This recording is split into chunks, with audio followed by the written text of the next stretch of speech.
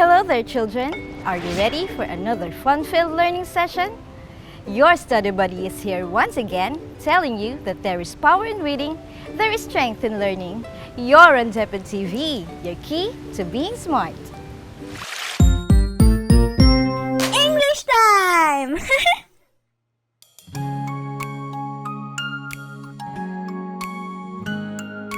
I am Teacher Joe. I'm always here at your service. Come and join me, sing. Listen to stories and learn vocabularies. It's a magical thing when you finally learn to read. It's a light in your life that you'll always carry with a smile. La la la la la la la la la. La la la la la la la la la. You're on English 4. Hello, kids. Today, we will have a brand new learning adventure. There will be a lot of activities we will be working on together because at the end of this quest, you will be expected to determine how to use the simple present tense form of verbs in a sentence. But before we proceed to your new quest, let's test how much you have learned from our past lesson. Can you still recall what it was? That's right! It was about the order of adjectives. I want you to arrange the following series of adjectives according to its proper order. Ready? Big, 3, red ribbons. The adjectives used to describe the noun ribbons are big, 3, and red. But are they arranged properly? No! Oh, okay. Let's arrange it then. It should be 3 big red ribbons. Now, let's go to number 2. Yellow, 20 sweet mangoes. What are the adjectives used in this phrase? Come, read along with me. Yellow, 20 sweet. And they are used to describe the noun mangoes. Let's use the order of adjectives in arranging them. 20 sweet yellow mangoes. Good job, children! Are you still up for another item? Great! Here is item number 3. Fat, brown, 2 kittens. These are the adjectives that are used to describe the noun kittens. Let us arrange them according to their proper order, shall we? It will now be 2 fat, brown kittens. Hi everyone! Welcome to Teacher Curly's Kitchen. Hello, Teacher Curly. What are you up to? Oh, hi, Teacher Jo. I am going to cook chicken Alfredo pasta for everyone. This is a very easy and quick pasta dish to cook. And it tastes so good as well. Oh, I am so excited to try that. Can you tell everyone how to cook that pasta dish? Sure, Teacher Jo. The ingredients that we need are fettuccine pasta, boneless, skinless chicken breasts, salt, black pepper, canola oil, butter, garlic minced, heavy cream, and Parmesan cheese. Now that everything is ready, let us start cooking. First, bring a large pot of salted water to a boil. Add the fettuccine pasta and cook until al dente 8 to 10 minutes. Set aside half a cup of the pasta cooking water, then drain the pasta. Next, dry the chicken and season it with salt and pepper. Then heat the oil over medium-high heat in a large frying pan. Add the chicken to the hot pan and cook for 5 to 7 minutes until the bottom is golden brown. If you try to turn the chicken and it feels stuck, it isn't ready to flip. Flip the chicken over and add 1 tablespoon of the butter right between them. Pick up the pan and give it a gentle swirl to distribute the melting butter. Slice the chicken and cover it to keep warm. Transfer the chicken to a plate or clean cutting board and let it rest for 3 minutes. Cut into 1/2 inch thick slices. Cover with aluminum foil while you prepare the rest of the dish. Add the remaining butter to the same pan used for the chicken and place it over medium heat until melted. Add the garlic and saute until fragrant. Make the Alfredo sauce. Whisk in the cream, parmesan, salt, and pepper. Simmer for 3 to 4 minutes. If the sauce is too thick, add some of the reserved pasta cooking water, a few tablespoons at a time, to thin it out. Add the drained pasta and toss it to coat in the sauce.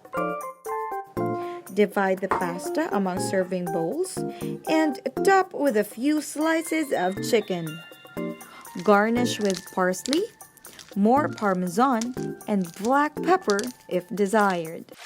That's it, Teacher Jo. My chicken Alfredo pasta is done.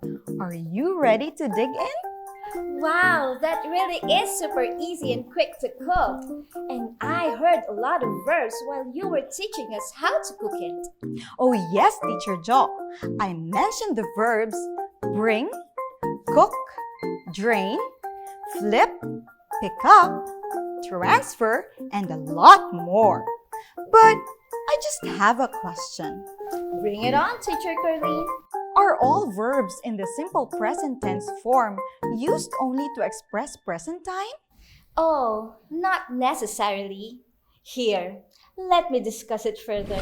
We use the simple present tense form of the verb to express habitual action, or an action that occurs regularly or repeatedly. For example, Christine always helps her parents after class. The verb helps is in the simple present tense form, and it is habitual because of the word always. This means that Christine is regularly helping her parents after class. Another example is, the dogs walk in the park every Saturday. The verb walk is in the simple present tense form. It shows habitual action because of the phrase every Saturday. This means that the dogs walk in the park regularly every Saturday. Always and every Saturday are called time signals, and they are time signals that indicate habitual action. Here are other time signals that show habitual action or a habitual lack of action. Each day, every Saturday, every day, every week, monthly, yearly, daily, often, weekly, annually, always, never. We also use the simple present tense form of the verb to express general truths. Those are facts that are always true or events that always happen. For example, Luzon is an island in the Philippines. Jose Rizal is our national hero. The pronouns I and you are used with the base form of the verb. For example, I sweep the floor every morning. The verb sweep retains its base form because the pronoun I is used. Another example is, you wash the dishes every night. The verb wash retains its base form because the pronoun you is used. Indefinite pronouns like someone, anything, everything, nothing, anybody, somebody, and everybody are used with the S form of the verb. Let us take a look at these examples. Someone removes me from the list. Everything looks delicious. Everybody loves my cat. Nobody comes home late. Lastly, verbs used with third-person singular subjects end in an ES or S. We add an S to most verbs ending in consonant letters. For example, Louisa reads the newspaper every morning. The base form of the verb reads is read, which ends in a letter D. The letter D is a consonant letter. The cat jumps off the bed all the time. The base form of the verb jumps is jump, which ends in a letter P. The letter P is a consonant letter. Again, if the verb ends in a consonant letter, we add an S. Next, we add an ES to verbs ending in an S, CH, SH, X, or Z. For example, the burglar dashes away. The verb used is dashes. It ends in SH, so we add an ES. The dog catches the ball. The verb used is catches. It ends in CH, so we add an ES. The next guideline is for verbs ending in a consonant and a Y. For these verbs, we must change the Y to an I and then add an ES. Just like for the word deny, you need to change the Y to an I and it becomes denies. Here is another example. She replies so fast. The base form of the verb replies is reply. You change the Y to an I so it becomes replies. Another guideline is for a verb ending in a vowel and a Y. You only need to add an S.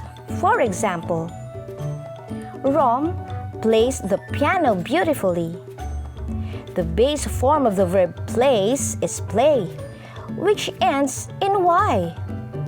The only thing we need to do is to add an S. Have you noted down all the things that you need to remember in using the simple present tense form of the verb?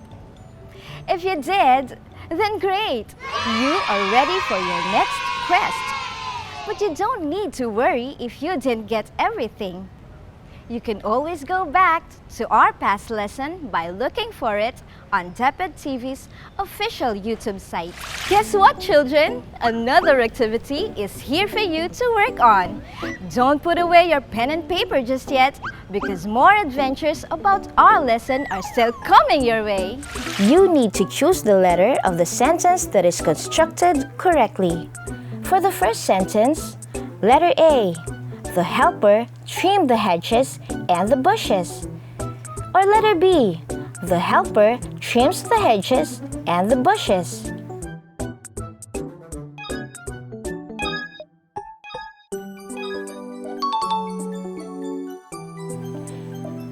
If your answer is letter B, the helper trims the hedges and the bushes, then great!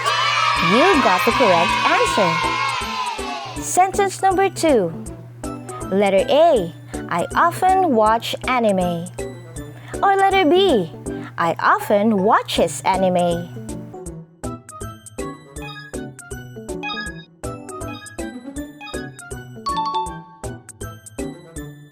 If your answer is letter A, you got it. The third sentence is letter A. Miss Arlene play the ukulele very well. Or letter B. Miss Arlene plays the ukulele very well.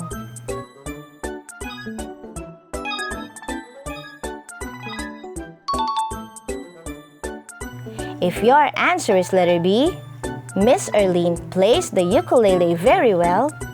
Good job! You are acing this. Oh, did you hear that? We all know what it means. It means it's reading time. It's reading time again, reading time, it's reading time again, reading time. There will be lots of stories of fabulous things, and there'll be lots of stories of kings and queens. It's reading time again, reading time, it's reading time again, reading time. It's a world of adventure for us to see. Imaginations can be captured for you and me. It's reading time again. Reading time, it's reading time again. Reading time, it's reading time again. Reading time. Children, another story in our reading time will be shared with us again by Teacher Carlene. I wonder where she is. Oh, hi, Teacher Carlene. That looks interesting. Hello, Teacher Jo. I will do a magic trick for our reading buddies. Do you want to see it? Sure. As you can see, there is nothing inside my magic hat. Teacher Jo, can you hold this, please? Abracadabra! Poof! Wow, that's so cool. Can you tell me how you did that? Well, a magician never reveals her secrets.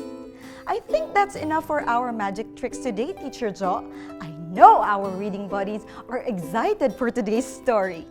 That's for sure, Teacher Carlene. Take it away. Hello, kids! Now, get your imaginations ready because we will have a quick mind workout. Put your feet up and take it easy as I take you to places you've never been before. How? Of course, through reading. Can you tell what I am? Yes, a magician. And today, our story is about a magician too. This story is entitled Magnus the Good Magician by Cyril Franz S. Paterter. Magnus is a magician who lives at the foot of Mount Magubat. He is kind and helpful to both men and animals. He helps the villagers, most especially in crop production. He also takes good care of animals living on the mountain and fixes their habitat by protecting them against mangangaso or hunters. That's why they love him. One day, while doing his daily rounds around the mountain, Magnus saw a wild boar. Its left foot trapped in a hunter's trap. He took his wand and freed the animal from its captivity. Did you like the story, children? Let us see how much you understood the story by answering the questions about it. Ready? Question number 1. What is the story all about? Is it letter A, Magnus and his goodness? Or letter B, the bear trapped in the mountain? Or is it letter C, the beauty of Mount Magubat?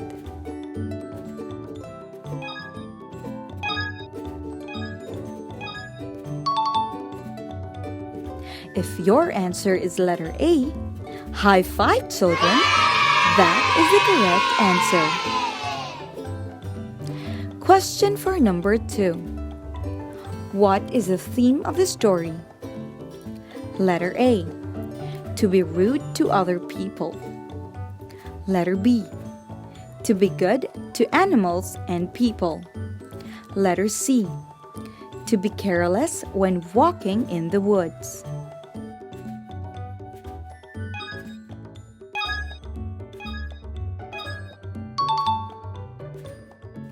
What could be the answer? Is it letter B? That's it. Letter B is the right answer. Question number 3. Find all the verbs in the simple present tense form used in the story. I will give you 10 seconds to write all the verbs in the simple present tense form that you can find. Ready? Go!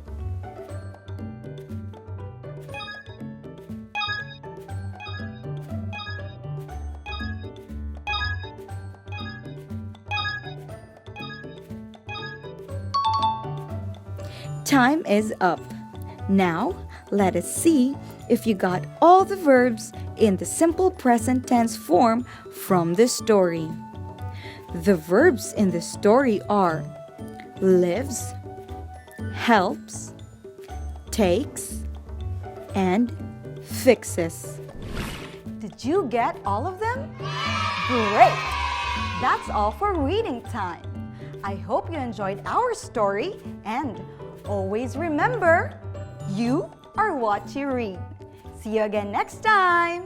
As we are about to finish our journey for this lesson, let's test how much you have learned. Are you all ready? Great! For your directions, identify the verbs used in each sentence. Are you ready? Number 1. Magnus works on some magic that could save the little girl.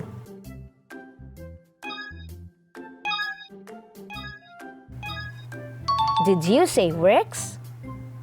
Amazing! You're doing great! Number 2. The hunter shoots the arrow towards the wild boar.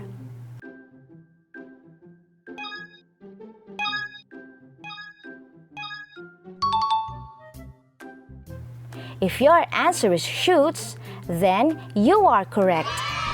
You've shown an amazing effort in this last activity. I have to congratulate you on that. Let us continue our quest about the simple present tense form of the verb in the next episode. I am so excited because we have more learning in store for you. There you go. We have shared another fun and exciting lesson today. I hope you will stay with me again as we venture out on another learning session. We will be learning more about action words or verbs. Are you all excited? But for now, here is a quote from a famous songwriter named B.B. King. And he said, "The beautiful thing about learning is that no one can take it away from you."